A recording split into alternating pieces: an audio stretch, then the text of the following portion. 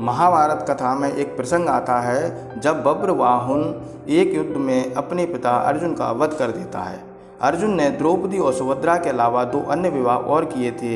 एक नाग कन्या उलूपी से, जिससे कि पुत्र अरावन पैदा हुआ था, जिसने महाभारत युद्ध में अपनी स्वैच्छिक बलि दी थी, तथा दूसरा विवाह किया था मणिपुर की राजकुमारी चित्रांगदा से, जिससे कि पुत्र बब्रुवाहन पैदा हुआ था, जिसने एक युद्ध में स्वयं अपने पिता का वध कर दिया था।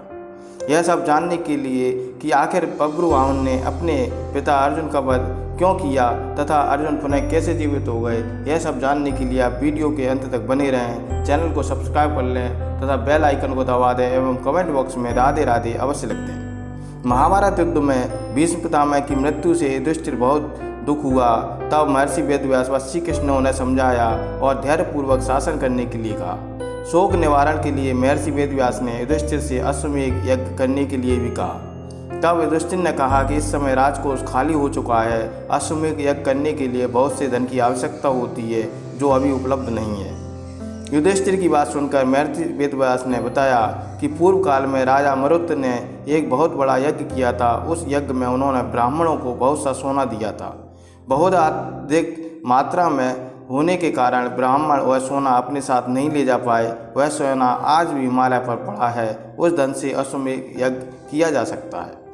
युधिष्ठिर ने ऐसा ही करने का निर्णय लिया। महर्षि वेदव्यास के कहने पर पांडव हिमालय गए और वहां राजा मरुत के धन को प्राप्त कर लिया।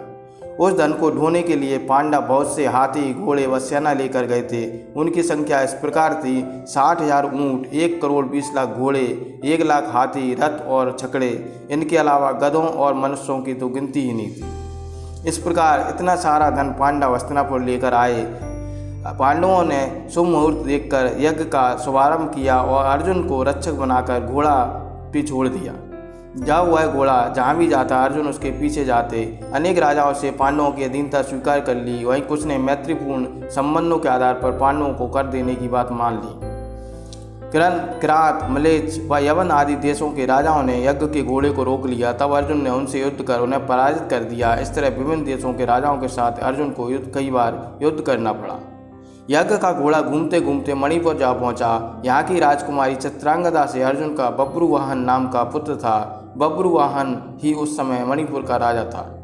जब बब्रुवाहन को अपने पिता अर्जुन के आने का समाचार मिला तो उनका स्वागत करने के लिए वह नगर के द्वार पर आया। अपने पुत्र बब्रुवाहन को देखकर अर्जुन ने कहा कि मैं इस समय यज्ञ के घोड़े की रक्षा करता हुआ तुम्हारे राज्य में आया हूँ, इसलिए तुम मुझसे युद्ध करो। जिस समय अर्जुन बब्रुवाहन से यह बात कर रहा था उसी समय नाग कन्या उलूपी भी वहाँ आ गई। उलूपी भी अर्जुन की पत्नी थी। उलूपी ने भी बब्रुवाहन को अर्जुन के साथ युद्ध करने के लिए उकसाया। अपने पिता अर्जुन व सौतेली माता उलूपी के कहने पर बब्रुवाहन युद्ध के लिए तैयार हो गया। अर्जुन और बब्रुवाहन में भयंकर युद्ध होने लगा। अपने पुत्र का पराक्रम देखकर अर्जुन बहुत प्रसन्न हुए। बब्रुवाहन उस समय युवक ही था। अपने बाल स्वभाव के कारण बिना परिणाम पर विचार करे उसने एक तीखा बाण अर्जुन पर छोड़ दिया। उस बाण की चोट से अर्जुन बेहोश होकर धरती पर गिर पड़े। बब्रुवाहन भी उस समय बहुत घायल हो चुका था। वह भी बेहोश होकर जमीन पर गिर पड़ा। तभी वहां बब्रुवाहन की माता चित्रांगदा भी आ गई। अपने पति व पुत्र को घायल अवस्था में धरती पर पड़ा देख उसे बहुत दुख हुआ। चित्रांगदा ने देखा कि उस समय अर्जुन के शरीर में जीवित होने के कोई लक्षण दिखाई नहीं दे रहे हैं। अपने पति को मृत अवस्था में देखकर वह फूट फूट कर रोने लगी। उसी समय बब्रुवाहन को भी होश आ गया। जब उसने देखा कि उसने अपने पिता की हत्या कर दी है तो वह भी शोक करने लगा। अर्जुन की मृत्यु से दुखी होकर चित्रांगदा और बब्रुवाहन दोनों ही आम्र उपवास पर बैठ गए। जब नाग कन्या उलूपी ने देखा कि चित्रांगदा और बब्रुवाहन आम्र उपवास कर रहे हैं तो उसने संजीवनी मणि का स्मरण किया। उस मणि के हाथ में आते ही उलूपी ने बब्रुवाहन से कहा कि यह मणि अपने पिता अर्जुन की छाती पर रख दो। बब्रुवाहन ने ऐसा ही किया। वह मणि छाती पर रखते ही अर्जुन जीवित हो उठे। अर्जुन द्वारा पूछने पर उलूपी ने बताया कि यह मेरी मोहिनी माया थी। उलूपी ने बताया कि छल पूर्वक भीष्म का वध करने के कारण वसु आपको श्राप देना चाहते थे। जब यह बात मुझे पता चली तो मैंने यह बात अपने पिता को बताई। उन्होंने वसुओं के पास जाकर ऐसा न करने की प्रार्थना की। तब वसुओं ने प्रसन्न होकर कहा कि मणिपुर का राजा बब्रुवाहन अर्जुन का पुत्र है। यदि वह अपने बाणों से अपने पिता का वध कर देगा तो अर्जुन को अपने पाप से छुटकारा मिल जाएगा।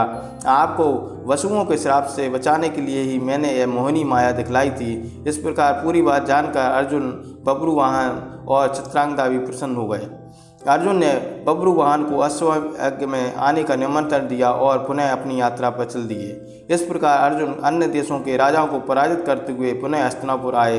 अर्जुन की आने की खबर सुनकर युधिष्ठिर आदि पांडव और श्री कृष्ण बहुत प्रसन्न हुए। तय समय पर उचित स्थान देखकर यज्ञ के लिए भूमि के चयन किया गया। शुभ मुहूर्त में यज्ञ प्रारंभ किया गया। यज्ञ को देखने के लिए दूर दूर से राजा महाराजा आए। पांडवों ने सभी का उचित आदर सत्कार किया। बब्रुवाहन, चित्रांगदा और लोपी भी उस यज्ञ में आए। यज्ञ संपूर्ण होने पर युधिष्ठिर ने पूरी धरती ब्राह्मणों को ही दान कर दी।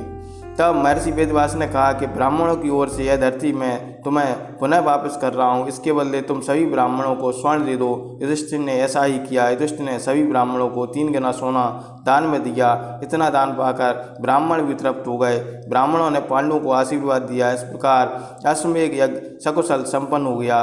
वीडियो पूरा देखने के लिए आपका बहुत बहुत धन्यवाद।